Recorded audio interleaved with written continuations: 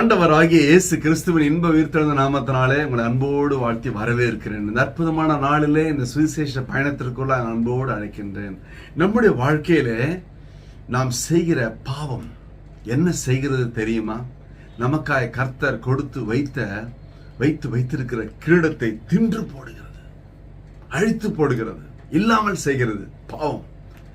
பரிசுத்த வேதாகமம் அழகாய் சொல்லுகிறது. புலம்பல் 5:16 ஐயோ, நாங்கள் பாவம் செய்தோம், எங்கள் தலையிலிருந்து கிரீடம் விழுந்தது. முதலாவது, பாவம் செய்த உடனடியாய் கிரீடம் கீழே விழும், ஸ்தானம் மாற்றப்படும், எல்லாம் இல்லாமல் போகும். நம்பர் 2, எரேமியா 5:25 வாசிக்கும் பொழுது, நம்முடைய பாவங்களே நமக்கு நன்மையை வர ஒட்டாதிருக்கிறது. நம்முடைய பாவம், நம்ம எந்த சத்ரு யாரும் தடை பண்றது கிடையாது.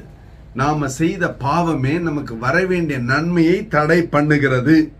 நம்பர் 3, ஏசாயா 59:2 சொல்லுகிறது, நம்முடைய அக்கிரமங்களே நமக்கும் நம் தேவனுக்கும் நடுவாக பிரிவினை உண்டாக்குகிறது. இடைவெளி வர யார் காரணம்? எனக்கும் என் தேவனுக்கும் ஆரம்பத்தில் நெருங்கி இருந்தோம், ஒட்டி உறவாடி இருந்த ஆண்டவர் கூட எப்பொழுதும் வேத வாசிப்பு, எப்பொழுதும் முழங்கால் படிக்கிறது, எப்பொழுதும் ஜெபம் பண்றது, துதிக்கிறது, ஊழியத்துக்கு போறது, ஓடுறது, எல்லாமே. திடீர்னு பிரிவினை வந்துருச்சு. ஏன்? நம்முடைய அக்கிரமங்களே நமக்கும் தேவனுக்கு பிரிவினை உண்டாக்குகிறது. நம்முடைய பாவங்களே அவர் நமக்கு செவி கொடாதபடிக்கு அவருடைய முகத்தை நமக்கு மறைக்கிறது. எவ்வளவு ஜெபம் பண்ணி ஆண்டவர் கேட்கலன்னா எந்த சத்துரு காரணம் இல்ல, ஆண்டவருடைய காது கேட்காம இல்ல, என்னுடைய பாவமே, நம்முடைய பாவமே அவர் எனக்கு செவி கொடாதபடிக்கு இந்த நாளில தடை பண்ணுகிறது. நம்பர் 4, எரேமியா 13:8 சொல்கிறது, நம்முடைய சிரசின் சிங்காரமாகிய நம்முடைய மகிமையின் கிரீடம் விழுந்தது. போச்சு.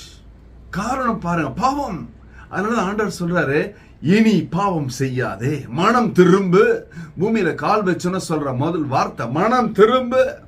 அப்படி என்றால் எப்படி அது? 1 பேதுரு 5:8 சொல்லுகிறது, தெளிந்த புத்தி உள்ளவர்களாய் இருங்கள், விழித்திருங்கள், ஏனெனில் உங்கள் எதிராளியாகிய பிசாசானவன் கர்ச்சிக்கிற சிங்கம் போல் எவனை விழுங்கலாமோ என்று வகை தேடி சுற்றி திரிகிறான். வகை தேடி ஏதோ ஒரு வகையில, இல்லைங்களா?